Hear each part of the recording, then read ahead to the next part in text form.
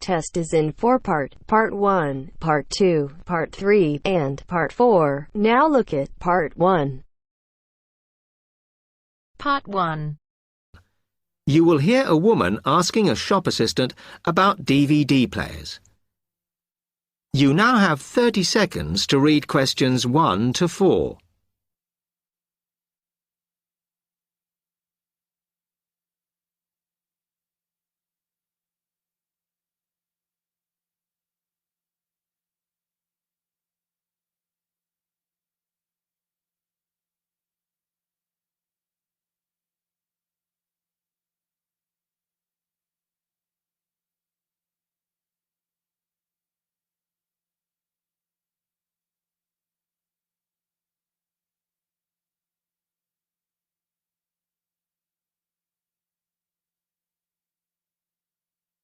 Hello, I'm interested in buying a DVD player. Can you help me, as I don't know very much about them?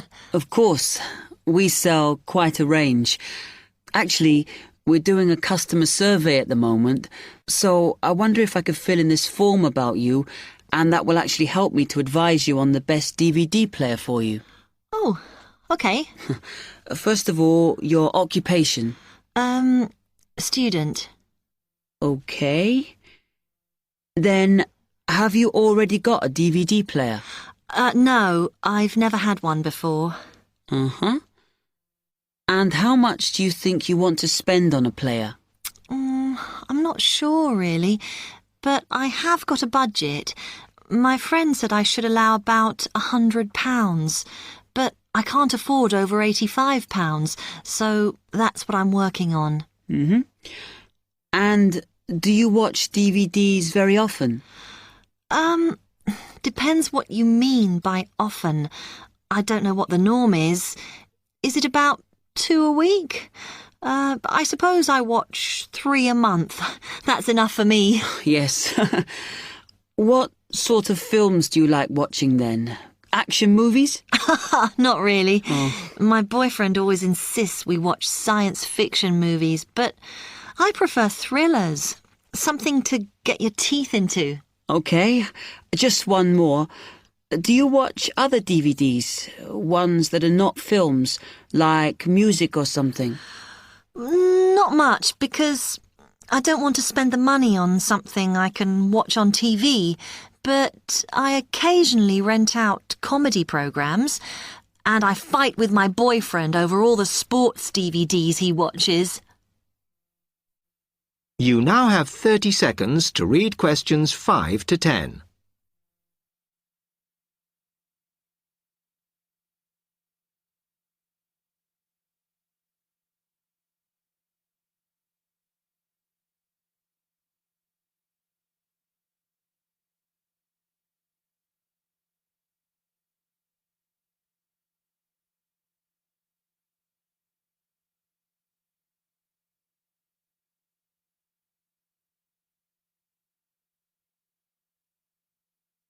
Okay, let me explain a bit to you about the DVD players that are in your price range.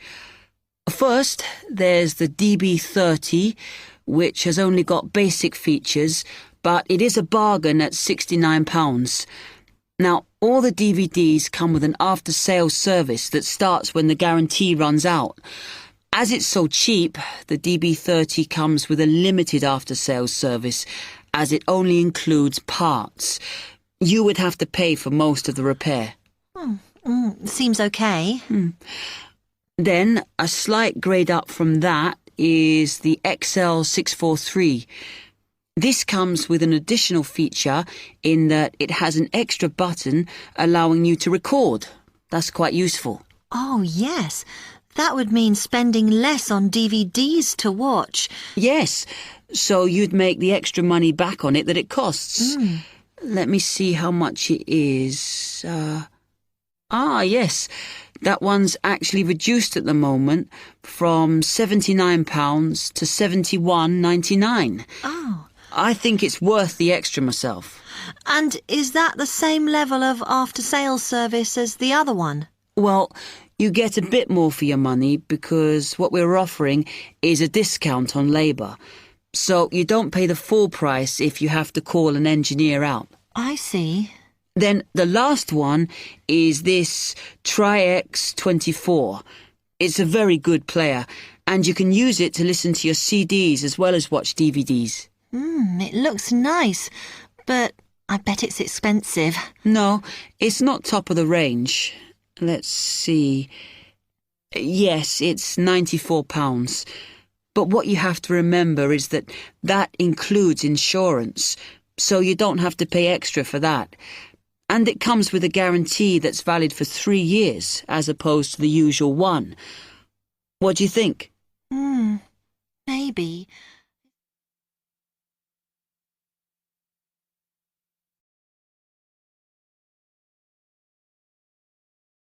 That is the end of part 1. You now have half a minute to check your answers.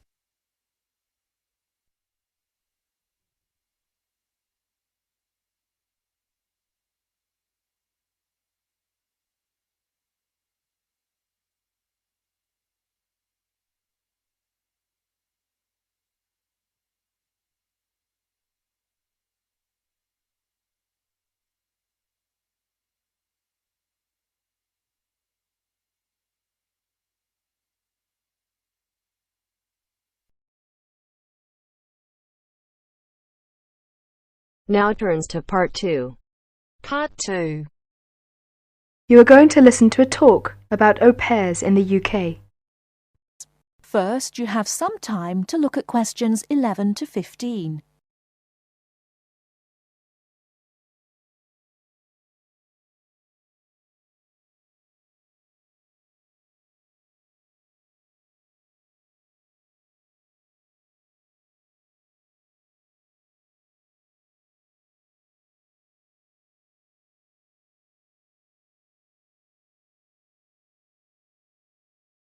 Now, listen carefully and answer questions 11 to 15.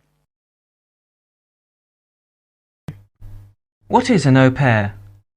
An au pair is a single girl without any dependents who comes to the UK to learn English and to live as part of an English-speaking family.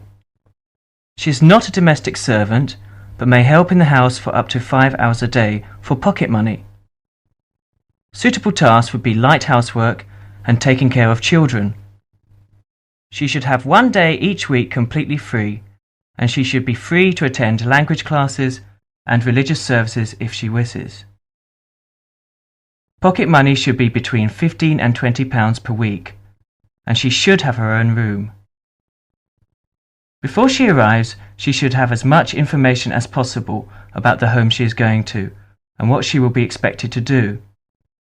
She will find it helpful to have a letter from her hostess explaining the arrangements to show the immigration officer when she arrives.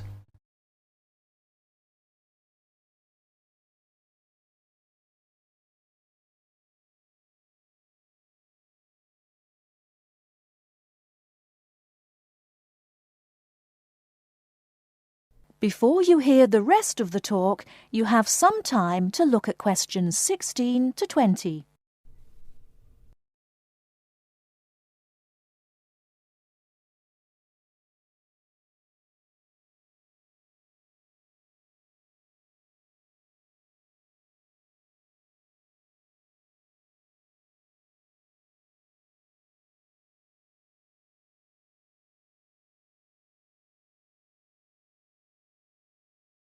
Now listen and answer questions 16 to 20.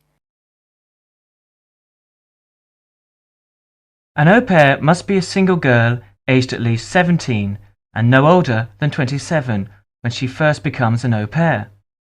She must be a national of a Western European country, which includes Malta, Cyprus and Turkey. The longest a girl may stay in the UK as an au pair is 2 years. A girl who has been in the UK before as an au pair will be allowed to come to the UK again as an au pair only if the total period is not more than 2 years. An au pair is not allowed to take a job in this country. The light household duties which are part of the au pair arrangement are not regarded as employment. An au pair who is a national of a country which is not in the Commonwealth or European Community, EC, and who is admitted for longer than 6 months will normally have to register with the police. This will be shown in her passport. She must take her passport and 2 passport-sized photographs to a police station. She will have to pay a fee, about £25. If an au pair wishes to stay longer than the time stamped in her passport, she may apply either by post to Luna House, Croydon, or in person at one of the public inquiry offices. If she applies by post, it is a good idea to send any valuable documents by recorded delivery post. She should apply before the time limit on her permitted stay runs out. She must show that the arrangements are still those of an au pair. She may change host families during her time in the UK, providing that the new arrangements are also those of an au pair. That is the end of part 2. You now have half a minute to check your answers.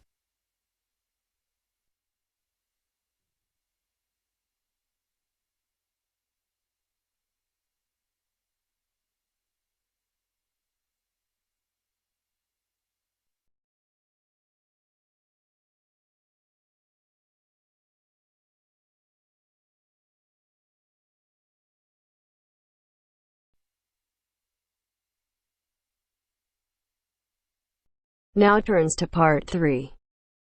Part 3. You are going to hear Dr. Joanna Robinson, the course director of a language learning centre, answering questions from reporters from the student newspaper. First, look at questions 21 to 26.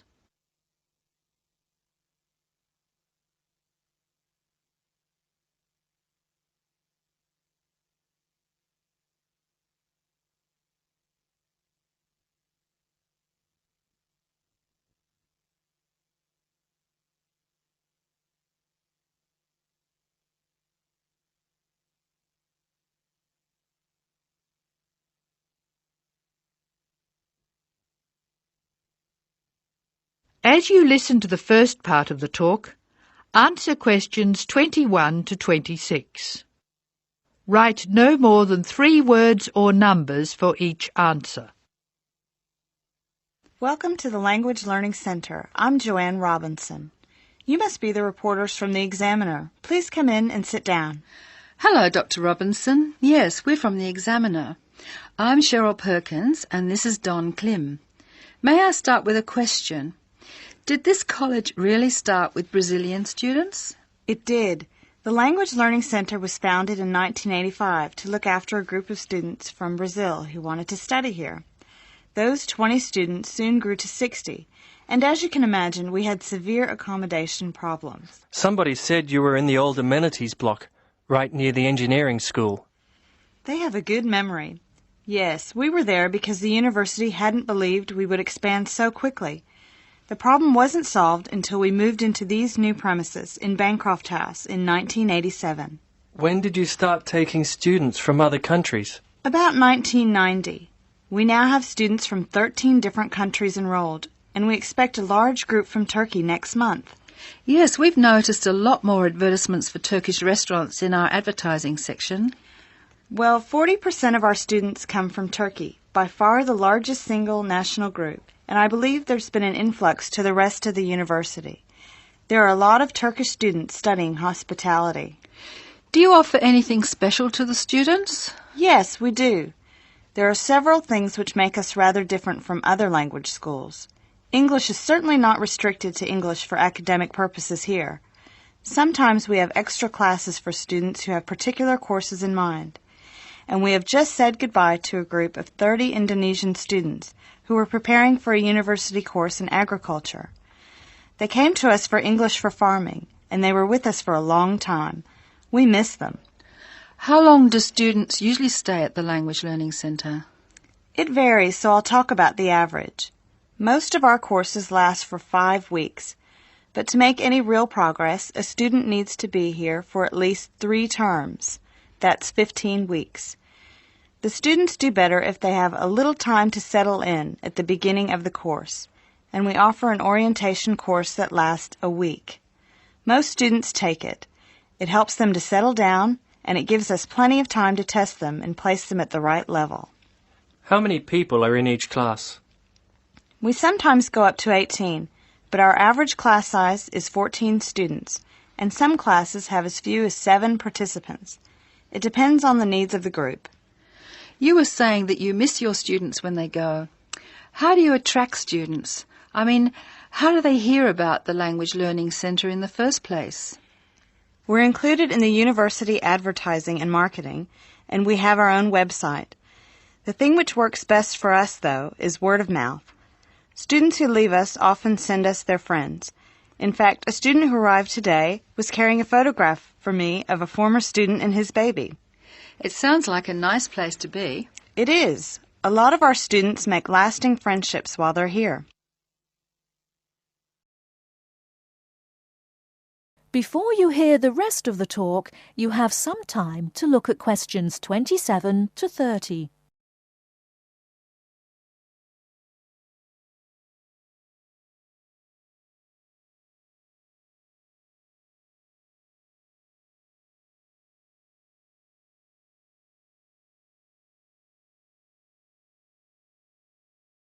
Now listen and answer questions 27 to 30.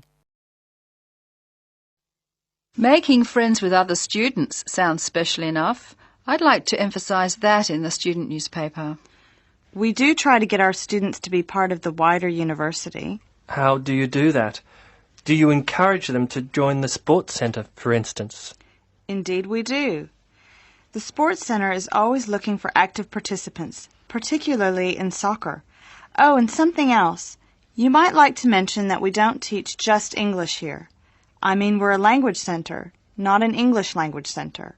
You may learn Spanish, Mandarin, and Russian here, and we can sometimes offer other languages. This means we can have some students who are native speakers of those languages as conversation partners for English-speaking students. Who can do these courses? At this stage, any native speaker of English. What about the people who are learning English? Can they do a non-English language course? At this time, only if they've almost finished their English language course. You see, we try very hard to involve students who are native speakers of English as conversation leaders, and we encourage our students to join groups on the campus. For instance, if they enjoy music, there is an active jazz group available to everyone, and that's a lot of fun. On the other hand, elementary students can't go to the drama group. Their English just isn't ready for that sort of activity. But the university choir welcomes all the singers it can find. They often do large productions that need a lot of voices. I imagine the special conversation groups are open to all your students. I wish they were. I'm sorry to say they're a special service we provide for elementary students only. Is there anything else I can tell you? I'd be really pleased if you could write about the courses we offer in foreign languages. I think our readers will be very interested in that. Thank you for your time, Dr. Robinson. Yes, thank you very much. Goodbye. Thank you for giving me the opportunity to talk about the center. It's always good to let the rest of the students at the university know what goes on in our classrooms and outside them. After all, many of our students leave us and then study for degrees in various disciplines on this campus. That is the end of part 3. To check your answers.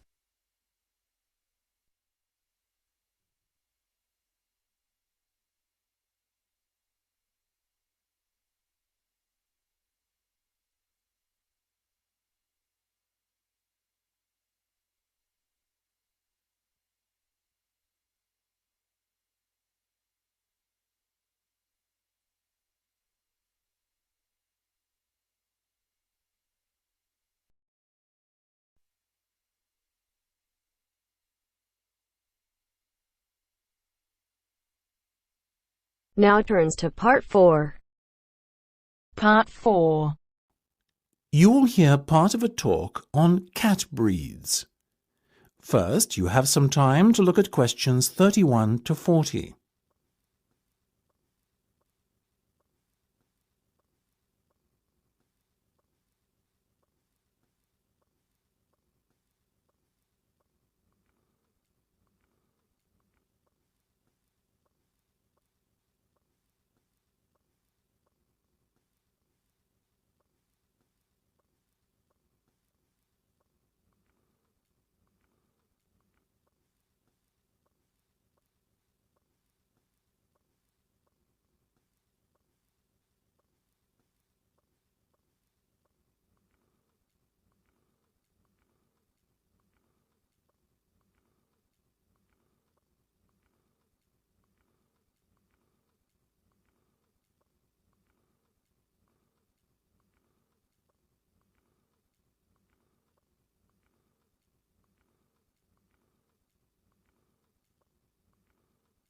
Now listen carefully and answer questions 31 to 40. Look at her, ladies and gentlemen. Isn't she beautiful? The Abyssinian is a natural breed of cat which originated in Africa, or more specifically, what is now Ethiopia. Today it is found in much of the surrounding African continent, particularly Somalia. Its head is broad and moderately wedge-shaped, and it has relatively large pointed ears, like the specimen you can see here in front of you. It is typically a reddish colour and is known for the unusual M-shaped marking, which often appears directly above the two eyes. See here. It has a medium-length coat in a sort of ticked pattern, ticked being a term to describe when the hair gets progressively darker from root to tip. There you go, little fellow, well done. Now this gentleman, he is a male, I can assure you, is the Aegean. The Aegean is of Greek origin, as you might have guessed, and is thought to have come from the Cycladic Islands. It's considered to be the only native Greek breed of cat. It is one of the newest and therefore rarest cat breeds, but relatively plentiful throughout Greece. It is much liked for its intelligence and friendliness, and because it excels in pest control. It has a semi-long-haired coat with rich tail. The coat is typically bi- or tri-coloured, with white always present, and the other colours ranging from black to red, blue, cream, etc. These colours are just as likely to present themselves as stripes. This little guy, as you can see, has beautiful reddish-blue stripes running through a pale coat. The head is medium-sized and quite round. The ears have a wide base, rounded tips, and are covered by hairs. Now the Australian. Australians are still mainly confined to distribution in their homeland. Obviously Australia, though a number of catteries in the UK have started to breed them too. Look at those expressive eyes. The cat is a fine example of the breed, medium-sized and short-haired. Notice also the large round head. This breed is much loved for its tolerance of children, and because it is very rarely inclined to scratch. Its coat is typically spotted, or, as in the case of this little fellow, classic tabby style. Last but not least, we have the bobtail, another relatively new breed, like the Aegean and Australian. The bobtail first appeared in the 1960s in the United States, the only country in which it has a significant distribution, and is most notable for its stubby, bobbed tail, which is only something like 1/3 to 1/2 the length of a normal cat's tail. It is a very sturdy breed, with rather shaggy and dense fur. Bobtails can have any colour fur, and often have the appearance of a tabby. Unlike the other breeds we have discussed, the bobtail is not natural. It is said to be a result of the crossbreeding of a domestic tabby cat and a bobcat. Such is the careful breeding the cat has undergone that it comes in all colours, and there are also both long and short-haired versions. If I had to recommend one of these breeds to you today, I would have to vouch for the Australian. After all, as all of us here are parents, we must surely agree that our children are our first consideration when it comes to purchasing a pet. What effect the animal will have on them, how will it react, etc. These are questions we all ask ourselves, and they are even more important when the child is very young. The Australian is simply unrivalled in the temperament department and is extremely unlikely to lose its composure and take a swipe at your child. That said, it is still a very rare breed in these parts, and as with all things in the world, rare equates to very expensive. So it may be beyond the price range some of you are prepared to pay. Surprisingly perhaps, though the bobtail is part lynx or bobcat, as they say in the States, it doesn't appear to have inherited any of the wildcat's aggressiveness, and therefore it makes an excellent second best as a pet you can allow to be around children. It is also considerably less expensive. The other two breeds we have talked about both make excellent house pets. However, hand on heart, I could not endorse either as a pet to have around young children. In my view, the child's safety is not something to gamble with. So, if you can afford the extra few quid to lay out for a bobtail, or better still, an Australian, do so. You won't regret it.